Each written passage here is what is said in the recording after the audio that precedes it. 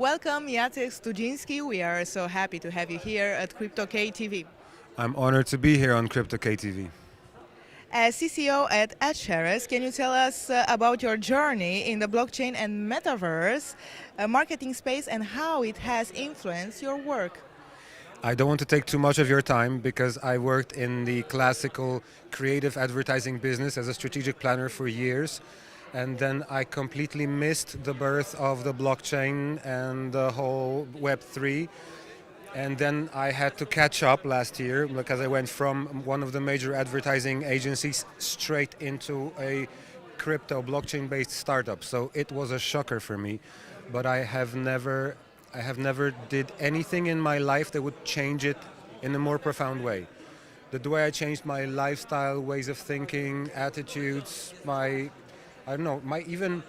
comfort and my mental health increased. So I would say this is one of the major changes in my life. And I cannot overestimate it. It's just like blockchain can change, this technology can change the lives of many people, but first it changed mine. So yeah, I'm committed to it. Could you provide an overview of ADSHARES and its role as the first genuinely blockchain technology play a part in connecting publishers and advertisers? That kind of connects to the first question because as a person who worked for many years in the advertising business, I saw everything that people complain about. You know, the advertising fraud, the lack of effectiveness, lack of measurement, lack of being able to even evaluate your effects.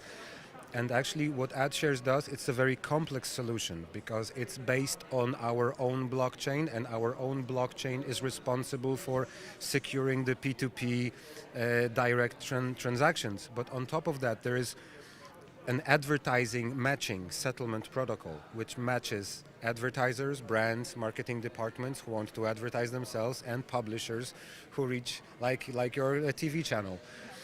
So what we're trying to do is to create a bottom up. I can't not compare it to Tesla because at the bottom is the new type of engine that can power the advertising, but then you need security systems and autopilots and auto driving mechanisms, and then you need the car, the chassis, the design, the interface, and comfortable seats. And we are building from ground up. We have the engine, we have the protocol, the ad servers, the service company, but to us, the main challenge is to drive adoption, to show to the world, especially to the advertising industry, what blockchain can do and that it already is doing it. I think that's the most important part.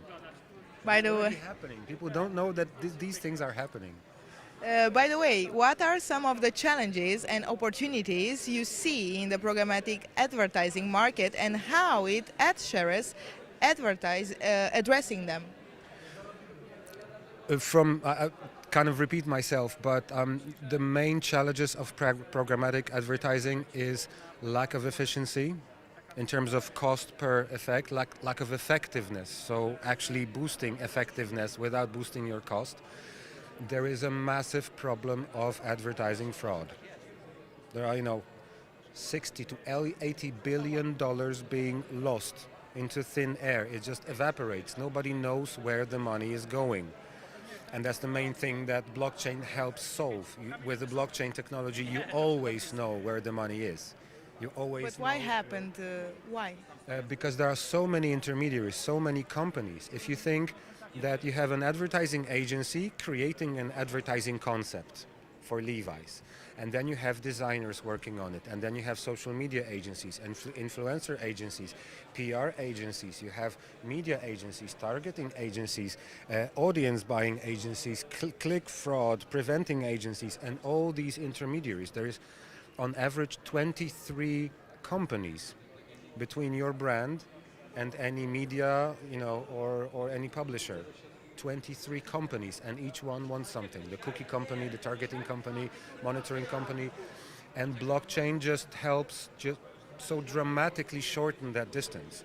If you think that you have to commission creative work, then send the creatives to the media, and the media planners have to plan TV, press, online, metaverse, banners, then they have to report the effects, then they go to the accounting department, and the accounting department pays for your invoice.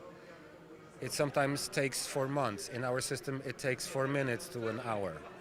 So you see that the impact is so huge that I would say this is a great opportunity for the advertising business, for programmatic advertising business, but we are still waiting, like we just spoke on the stage. I think we still need to wait a little bit for the advertising industry to really realize that these solutions are there.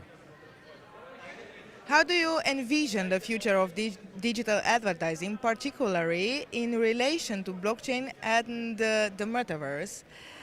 What impact do you think it will have on the industry? I totally love this question because I think the biggest change, and I cannot stress this enough, the biggest change is that consumers can own advertising. You know, in the old world, consumers don't own advertising. You are a consumer, you are just a wallet. If I produce sparkling drinks and I reach your media, I just want you to buy my stuff. In Web3, consumers can own advertising projects. And I see this as the biggest change ever because, you know, we said you don't need to have a cow in order to drink milk. But now I envision a future in which if I want to be a consumer, I can own, let's say, ADSHARES tokens. And for buying them, I get shares from the advertising I see. And all the ads I see are better suited to my needs. And another thing is that if I don't want to be a part of it, I can buy a different token. I can buy an NFT that will help me never see an advertisement again. So it's not like we're trying to build, you know, Hong Kong-like place where advertising is everywhere and everything flashes in front of your eyes. It's actually a marketing environment where consumers can say, no, I don't want to take part in it. Or I want to take part in it. I want to have a coin, a token, and gain rewards from the fact that I'm being advertised to, that I'm helping this industry to grow. And on the experience level, I envision, you know, a reality where you walk around. We can. There's a lot of talk about augmented reality. So I believe we will all be living in augmented reality. I can have, you know, ChatGPT writing me prompts here, so I know how to respond to you in the best way possible, and I can see your nickname, so I never forget how to. And then somewhere in the background there will be ad for something. You know, here in the corner of my eye, I have the NBX advertisement. It's a logo. So this is how I see the future, where you will be walking down the street, you look at a real digital billboard, you see something advertised there, you want to, okay, I want to run away from this. You put on your glasses and you see different ads, but they are also in your real environment. This is how I see that. And as late as last night, we talked to a friend and he said, yeah, and you put your AR glasses, you look at a billboard, and suddenly billboard grows into a 3D e-commerce shop. And you can stand in front of a billboard in your AR glasses and buy the product from there. And by the time you arrive at your home, the product is there. This is how I see it, but I think from... In how many times? Pardon? In how many years, sorry? I would say it's closer to 7 than 2. Yeah, but I think it's pretty with... I don't want to be too self-promotional, but with a protocol like ours, we can really, as far as I know, it's the first system that allows you really to integrate in-game, AR, in-world, and digital advertising. So whether you're on a website, you play a game, you walk down the street, or you're completely in VR, we can do it. But I would say, yeah, it won't happen overnight. It's not like next year. We'll still have a long way to go and many things to build.